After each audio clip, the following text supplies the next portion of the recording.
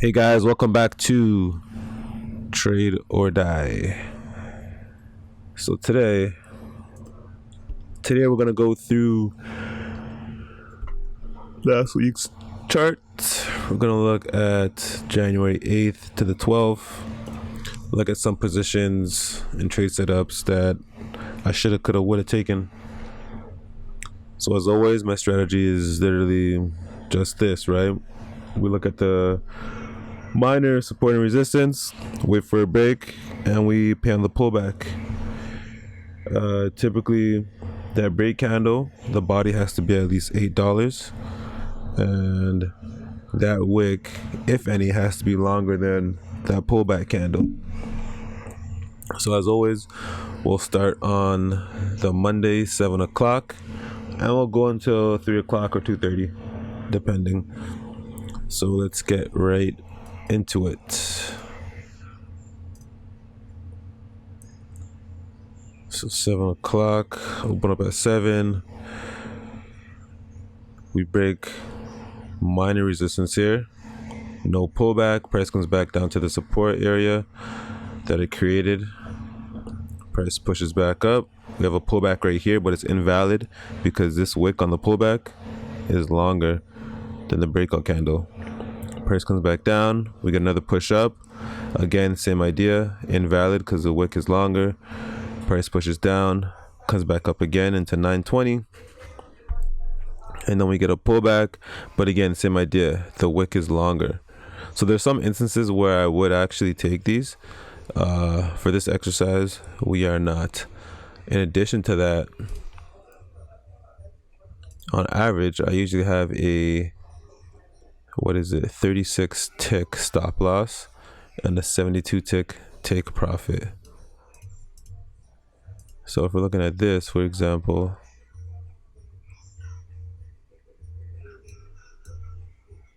this one will definitely be profitable. But again, since it's invalid, we don't take it. So price continues pushing up into 10 o'clock.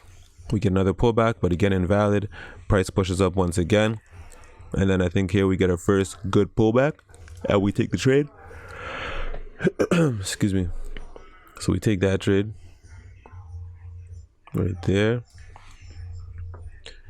All right, we hit take profit, and then we get another pullback right after. We take that trade as well too. That's two trades. Price pushes up once again into 1050, and we get another pullback, and we also take that trade too. On this trade, we lose it instantly, and that's completely fine. So price continues to push down until 11:15. We consolidate for a bit until 12 o'clock before breaking the minor once again. Price pushes up, we get a pullback down, we get another push up, pullback, consolidation in this area. Price continues to push up, and then boom, we get another pullback right here in 210. And for this one, we actually end up taking it, and we hit take profit very quickly. In between that time before we hit take profit, we do get a pullback, but it's invalid because the wick is longer than the breakout candle here. So now into 235, 240, we push up again, we break minor structure, we get another pullback, and we also take this as well too.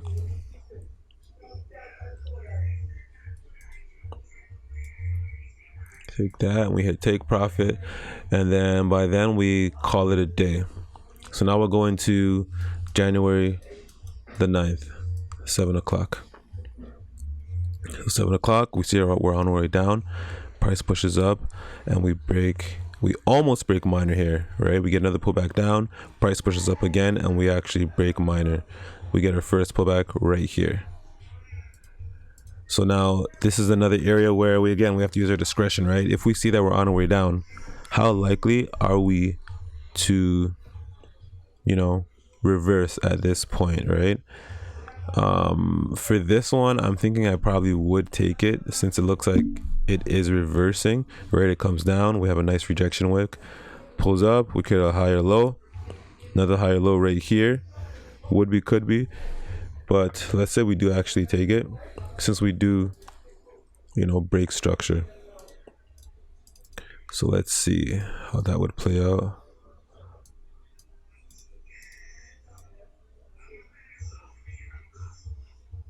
and we would get stopped out. And that's perfectly fine. So we get stopped out. We get another pullback right here, but we don't take it because the wick is longer than the breakout. Price comes up a bit, and we push down into 830. By the time we get to 850, we get another pullback, but again, invalid because the wick is longer than the breakout candle. Right? We're breaking structure, so we are going down. We should be at least. Right? Price pushes up to 915. We get another push down back into the support area, but we don't exactly touch it. Price surges up into 935, potentially because of news. Right? We break minor resistance here. We get a pullback, and then we potentially can take this trade. So for something like this, I would take it. The thing is, you have to be very cautious of this support area. So let's say we do take it, instantly get stopped out, and that's completely fine.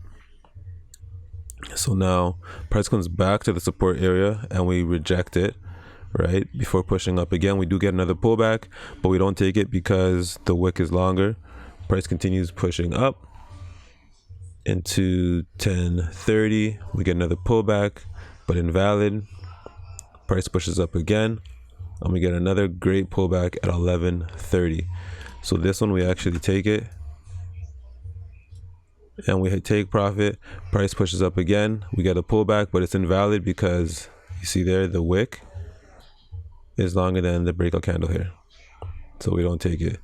Does it again here, and we take that one, and we instantly get stopped out. Completely fine. So price holds support until 1245. We get another push up and then a pullback, but we don't take it.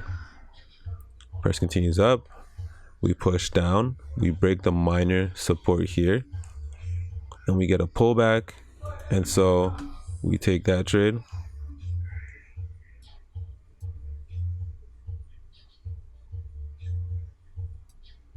And we hit take profit. Price pushes down again. We get a pullback, and what do?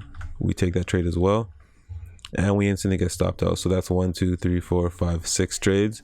After 6 trades, typically we'd call it a day. We don't want to be risking too much, since multiple losses in a row can be pretty bad on a smaller account. So we'll call it a day, and we'll move into January 10th. So now January 10th, 7 o'clock. What do we see?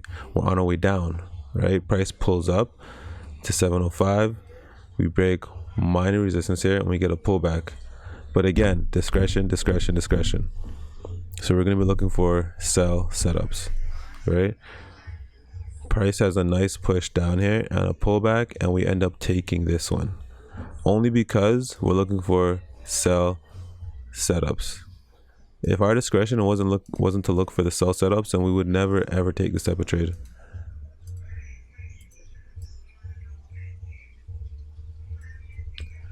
So price hits take profit, right? Price continues pushing down. We have another pullback right here at 840. We don't take it because the wick is longer than the breakout. Price continues pushing down. We get another push up, and we break a bunch of minor resistances, right? But no decent pullbacks. Price pushes down once again. We get a pullback here, but we can't take it because the wick is too long. Price pushes down and then reverses at 1010 before pushing all the way up. We come back down, and this resistance becomes support right here. We get another push up, and then we don't take this trade because again the wick is longer than the breakout candle. Price continues to push up. We have a pullback right here. Now we have to question if we would take this, right? If this is $8, then we'll take it. So we have 71.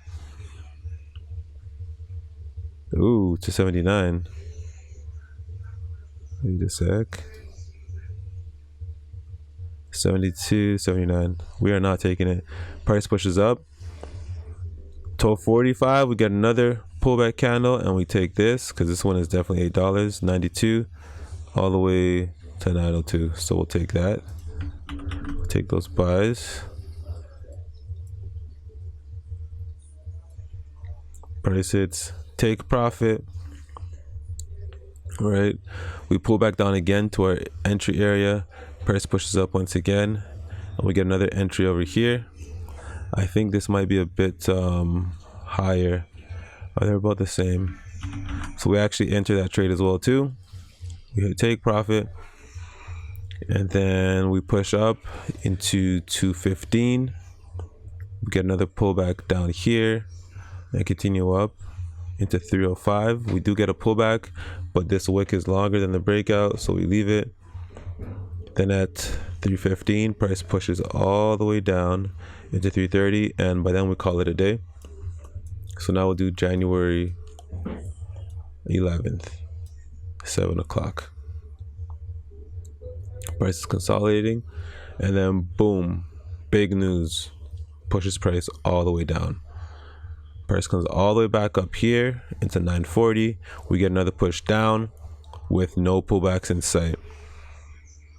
Price pulls up once again. We have a pullback right here, but again, we're looking for sells, right? In addition to that, the wick is too long, so we stay out of it.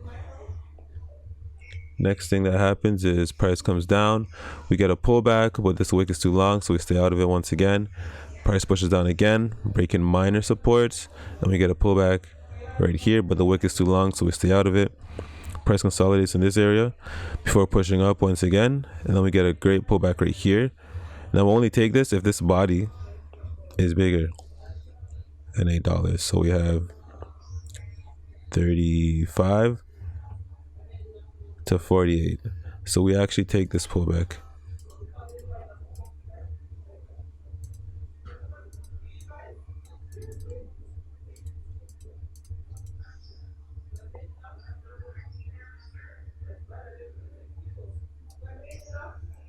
Pullback.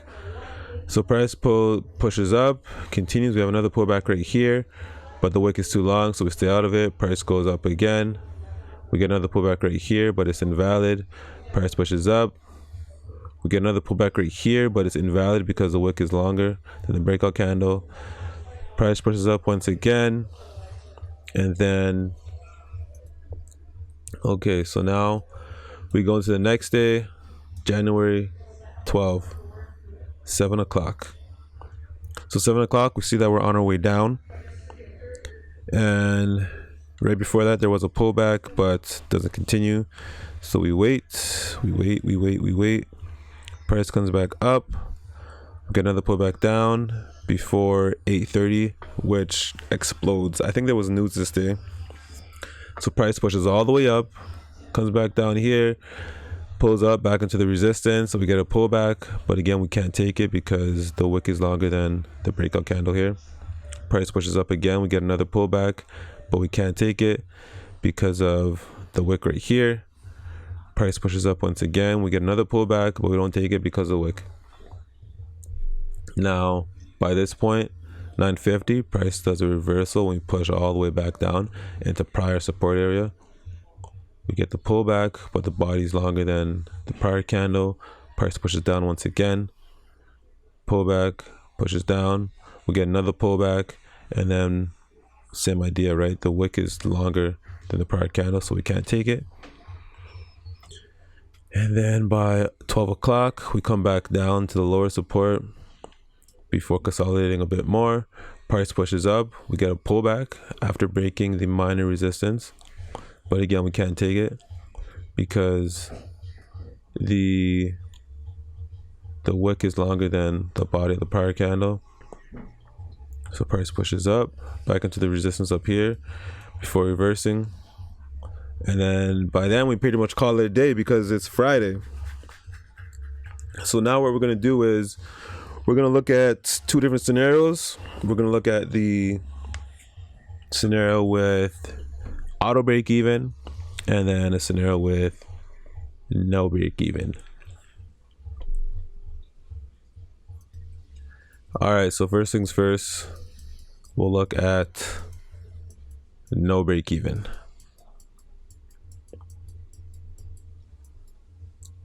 So we're going to go back to the 8th.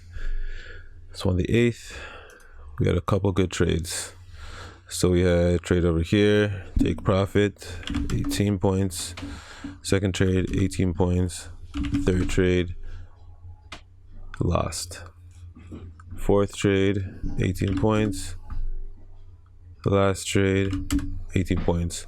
So now we're going to the next day, the 9th.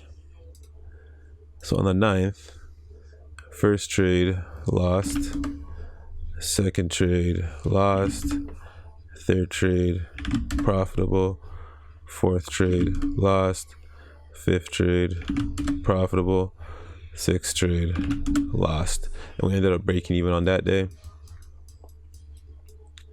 Now for the 10th, we have our first trade profitable, second trade profitable, third trade profitable. Now we're moving on to the 11th. Wow, 11th we only had one trade, and that was profitable, so we take 18.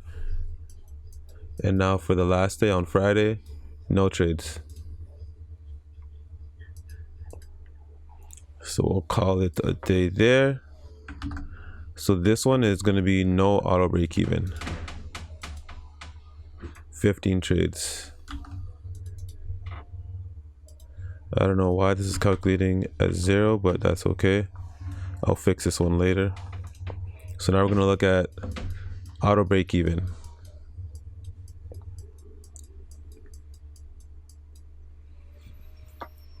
So now with auto break even,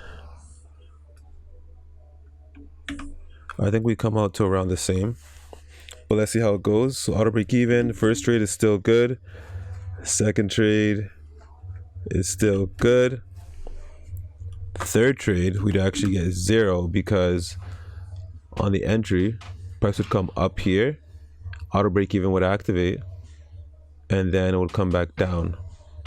So let's see. So we should be able to see how many points we get.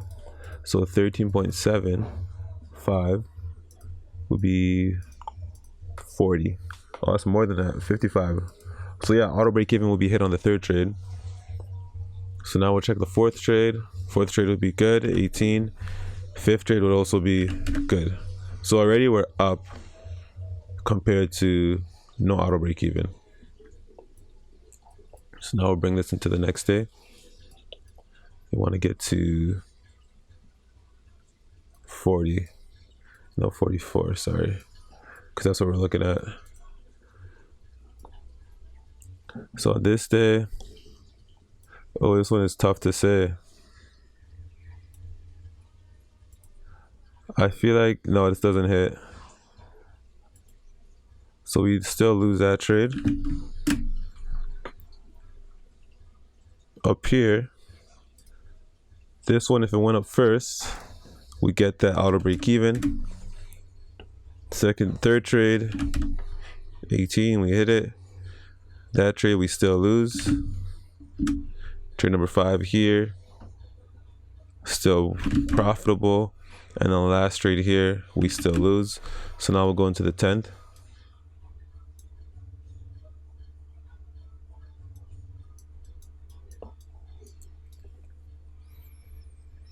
So now for the 10th, we're still profitable on the first trade. Second trade, we end up getting 0. Third trade, we're still profitable. Move on to the next day.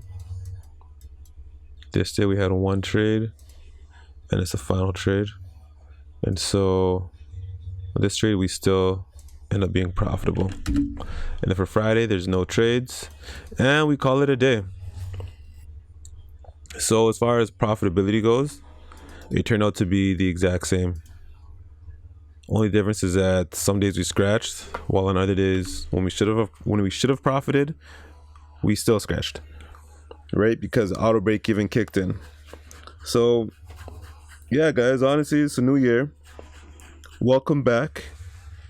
Let's keep trading. And yeah, as far as like, my funded account, I failed it once again, just before my thing reset on January 8th. So I started over recently, and I'm back to halfway. I feel like my strategy does work. However, it's me, right? I feel like sometimes I just stray away from the strategy because I'm not seeing anything happen, or I'm not seeing any action. And sometimes truthfully I'm just working, right? So I do miss trades, right? If you miss a trade in your strategy during the day, and you end up hitting another type of trade, or just a trade that's an L when you could have gotten a W earlier because you weren't on your charts, it really changes how effective the strategy is. But yeah, anyways guys, risk on, and thanks for watching. Bye.